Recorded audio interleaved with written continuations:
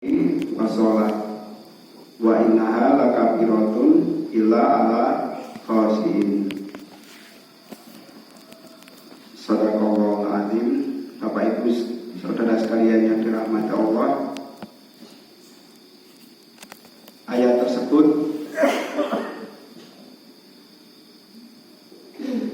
menyerukan kepada kita umat Islam yang beriman untuk senantiasa melakukan ketaatan kepada Allah.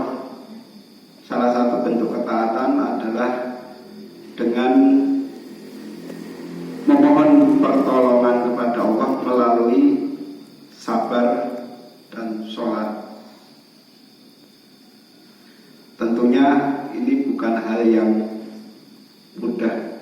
Makanya wa innaha lakabiratun, ini akan menjadi berat kecuali bagi orang-orang yang khusyuk. Bapak Ibu saudara sekalian yang dirahmati Allah, tampaknya mudah untuk diucapkan sabar dan sholat, tapi coba kita renungkan dalam kehidupan kita sehari-hari. Banyak orang yang diuji kesabarannya dengan berbagai persoalan hidup yang kadang-kadang tidak mampu untuk menyelesaikan persoalan itu, akhirnya mencari jalan keluar yang tidak pernah dituntunkan oleh Allah Subhanahu wa Ta'ala. Ada yang sampai bunuh diri. Terakhir di Jakarta kemarin ada satu keluarga bunuh diri dari apartemen karena persoalan hidup yang dihadapi.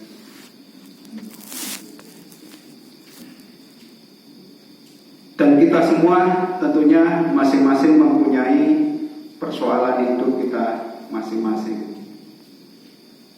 Cuman kadang-kadang kita tidak menyadari bahwasanya kita sedang memiliki masalah, sehingga kita tidak menyandarkan kepada Allah Subhanahu wa Ta'ala, diantaranya dengan sabar dan sholat tadi.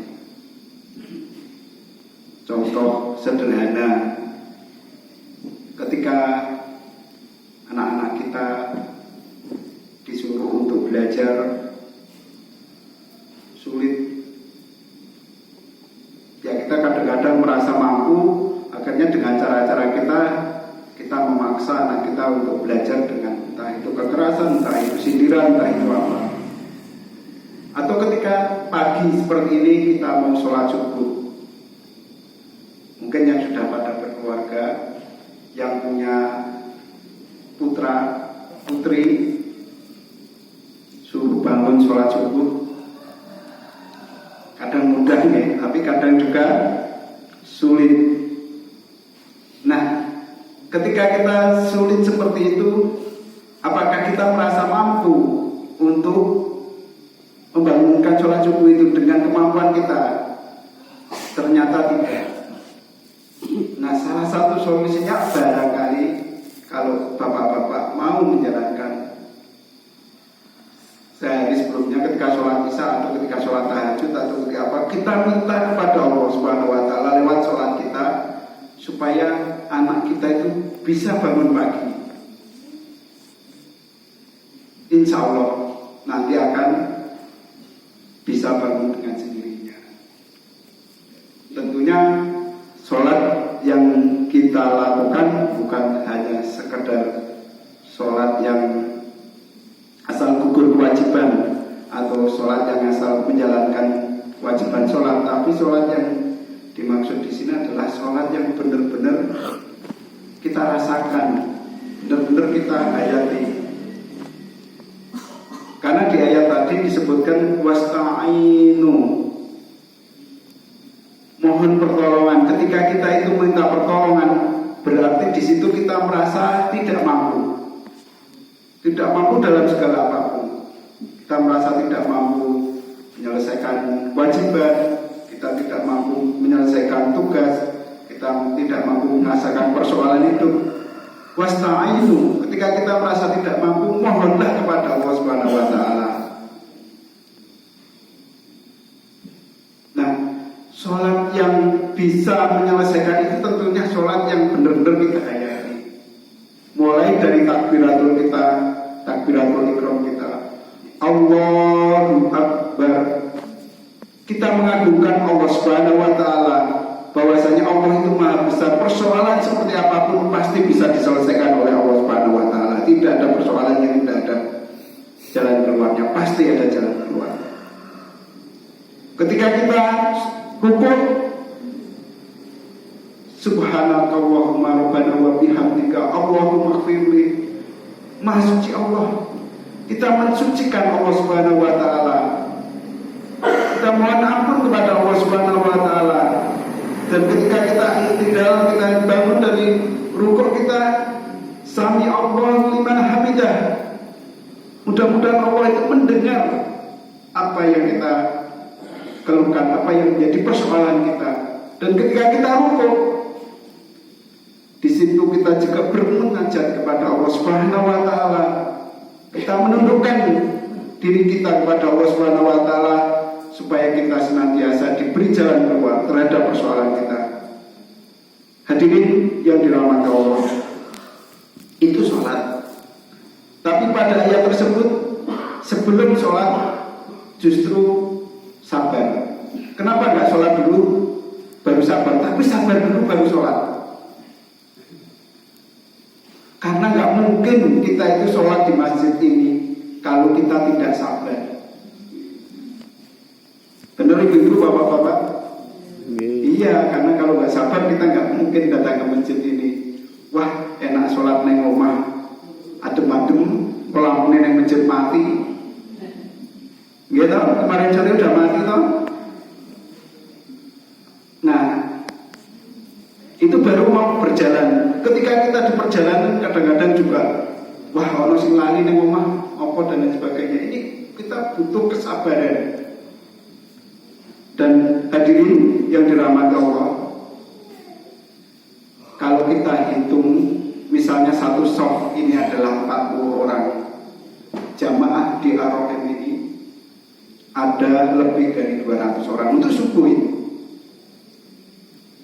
Dan ini kalau bisa kita pertahankan, dan kalau kita bisa kita tingkatkan di bulan-bulan selanjutnya, insya Allah doa-doa kita itu dikabulkan oleh Allah Subhanahu wa Ta'ala.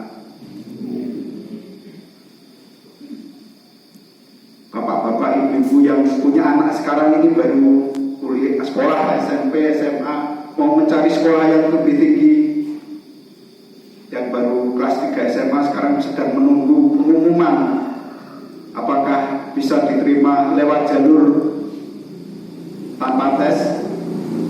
Sholat di masjid ini insya Allah nanti bisa diterima. Tanggal berapa? 20 ya pengumumannya ya, 20 atau 26 itu pengumuman.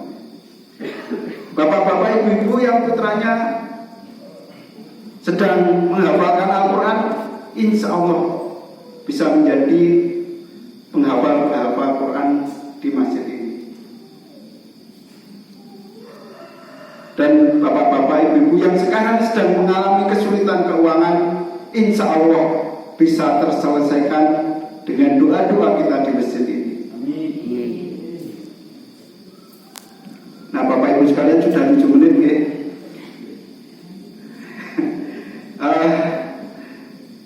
Jadi sabar. Mari kita bersabar untuk senantiasa sholat di masjid, dan dengan sholat yang khusyuk. Kita tata jamaah kita dengan rapi. Insya Allah Allah itu suka dengan yang rapi.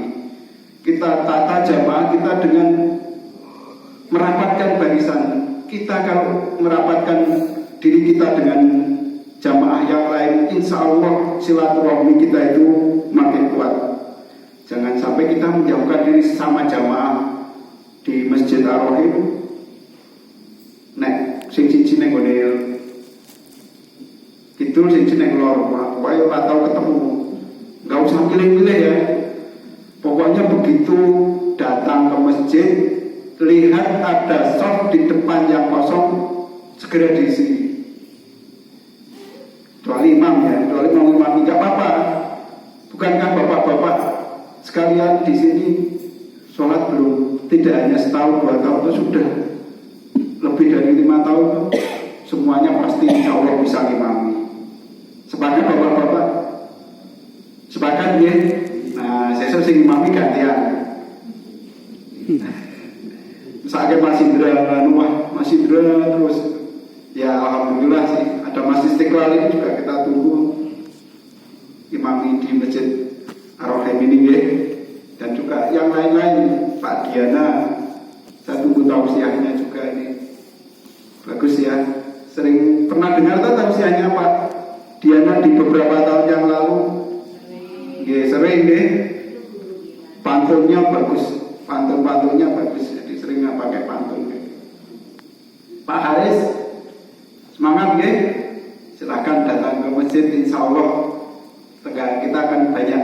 Pak Wal, Pak Sehat, Pak Ngadiran, semoga Ibu segera sehat dan saudara kita Pak Gunarso semoga segera sehat. Jadi mari bapak-bapak, ibu-ibu kita makmurkan masjid ini dan insya Allah dengan sabar dan sholat